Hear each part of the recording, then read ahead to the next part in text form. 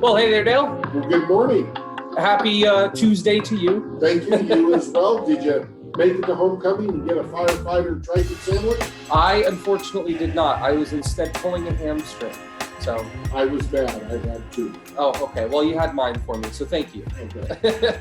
All right, let's get into the market update because we have a few seminars that are coming up, but we also want to talk about something special with FHA. Take it away. So this is for veterans.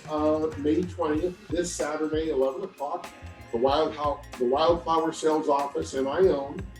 Veterans can possibly use what we call bonus entitlement. That's not the official word, but they might have entitlement left over that they could actually buy another home, no money down. Now, when you say another home, you mean simultaneously? Simultaneously. Now, it does have to be a primary residence, so they would have to rent out their current home. But if you want to build wealth through real estate, what better way than buying houses, no money down? So Dale, question for you, and I know you'll be able to answer this.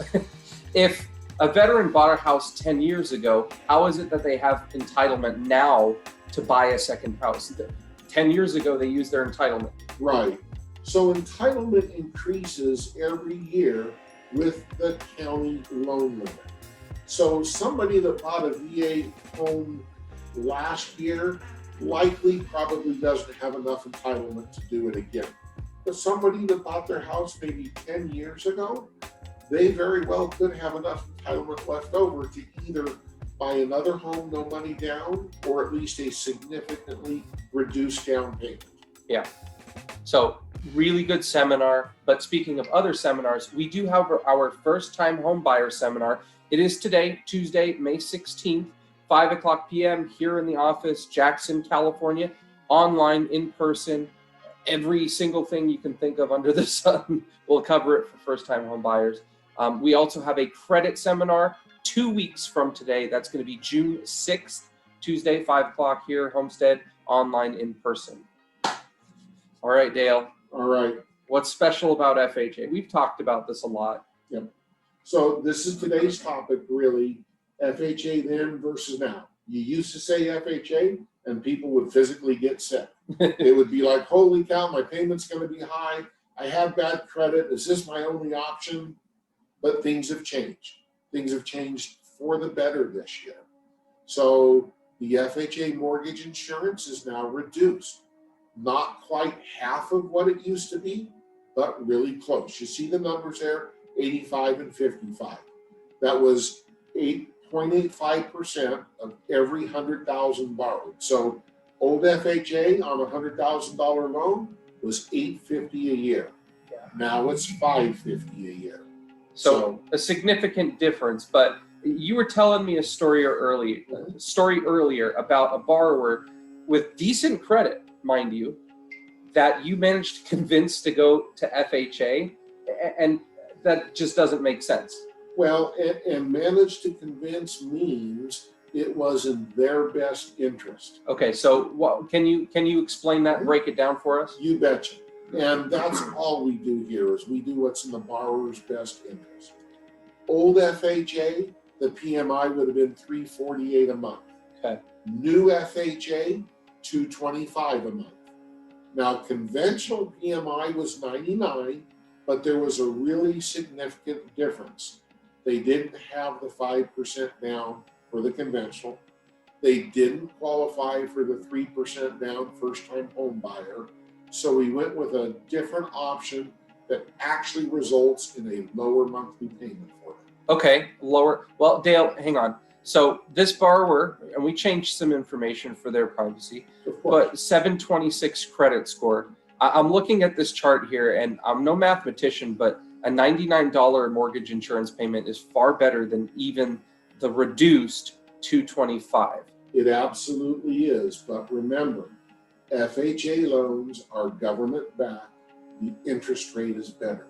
Okay.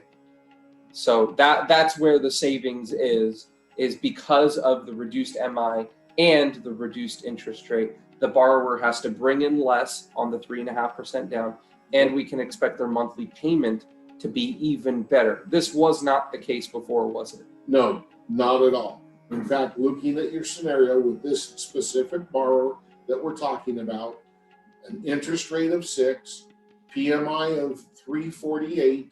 Last year, their payment would have been $39.08. This year, interest rate of 6, PMI 225, payment is $37.85. Wow. Conventional rate would have been 7, PMI of 99.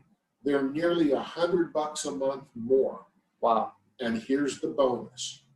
Even when conventional PMI rolls off, the payment is about equal, and FHA PMI does get less year over year. Okay, but a lot of people have that really important factor. FHA, typically speaking, if you only put 3.5% down, you have to pay mortgage insurance for the life of the loan. True. So why would I still stick with FHA if I can save over 30 years a little bit more with conventional? But you won't now, given the changes today. So $38.72 minus $100, because we do easy math, is $37.72 for the remainder of the loan once PMI rolls off. Yeah. They're only $13 a month more right now with FHA PMI if the conventional had rolled off already. And let's not forget, the average life of a loan is 5 to 7 years. Is Yep. that correct? 5 to 7 years. They likely can refinance out of this FHA if they wanted to get rid of mortgage insurance in the future. Just like they would have refinanced out of the conventional. Exactly. But they saved on a $500,000 purchase. This wasn't quite 500 because we know the FHA limit is 420. Yeah. But let's just use 420. They saved $6,000 in their down payment. Yeah. So quite a significant difference.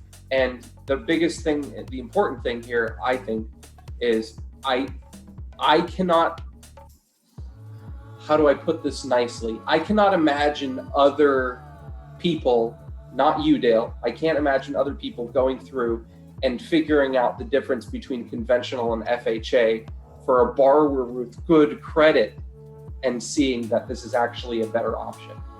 Well, thank you. That's what we do here. I mean, we do what's best for the borrower, period. Yeah. So, well, that's really good to know. Everyone knows that FHA reduced their MI, but this actually paints a really perfect picture to show how competitive this change is and how it can benefit everyone. Borrowers with good credit, borrowers with poor credit. It can benefit everyone. So, all right, well, that about wraps it up for today. I hope you have a great rest of your week. Have a great week. All right, take care. Bye-bye. Bye.